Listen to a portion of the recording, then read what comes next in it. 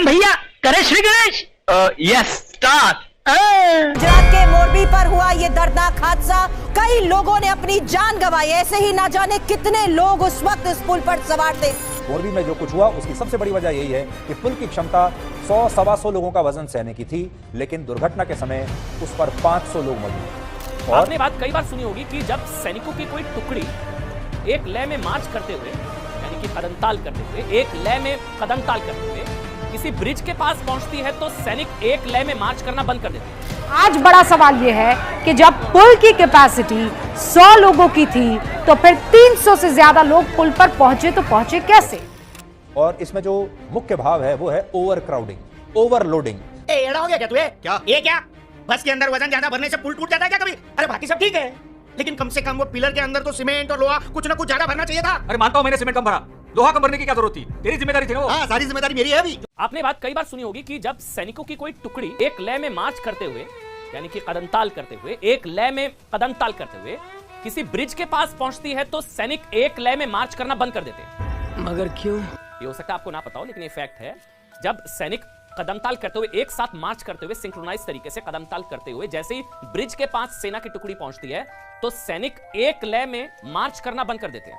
अरे कहना क्या चाहते हो? दरअसल ऐसा इसलिए होता है क्योंकि जब सैनिक कदमताल करते हैं ना तो ब्रिज भी उसी ताल के साथ हिलने लगता है, यानी कि सैनिकों के कदम की फ्रीक्वेंसी के हिसाब से, इसको समझिएगा, सैनिकों के कदमों की फ्रीक्वेंसी के हिसाब से किसी भी फिजिकल ऑब्जेक्ट यानी कि भौतिक वस्तु की अपनी एक वाइब्रेटिंग फ्रीक्वेंसी होती है। अगर उस वस्तु पर उतनी ही वाइब्रेटिंग फ्रीक्वेंसी से वार किया जाए तो फ्रीक्वेंसी डबल हो जाती है और उस वस्तु के टूटने का खतरा हो जाता है। ये फैक्ट है।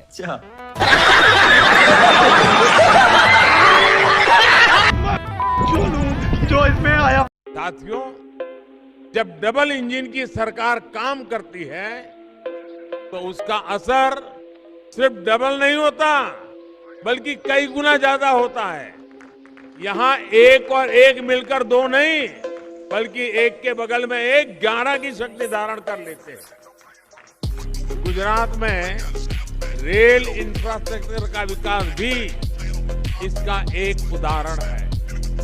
मैं वो दिन कभी भूल नहीं सकता जब 2014 से पहले गुजरात में नए रेल रूटों के लिए मुझे केंद्र सरकार के पास बार बार जाना पड़ता, अन्यायपूर्ण व्यवहार किया जाता।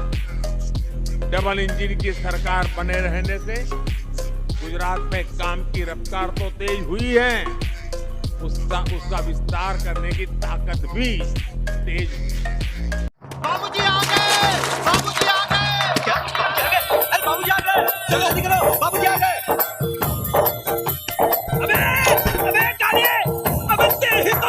वाह, बोर्ड नया लगाया बेटे ने। एकदम टेलीग्राम मिलते ही। मेरा बेटा भी गांव से भाग के आया था, अगर चाहता तो तेरे जैसा बन सकता था, मगर नहीं, उसने मेहनत की और डॉक्टर बना। चलो अंदर चलो। अरे बाबूजी आप आ गए? जीते रहो बेटे, खुश रहो। कैसी माँ? कर बेटे, ऐसे ही दिल लगा के लोगों की सेवा कर, बहुत पुण्य का काम कर रहा है। अरे पिछली बार जब हम आए थे तब भी आप यहीं थे, आप ठीक तो है ना?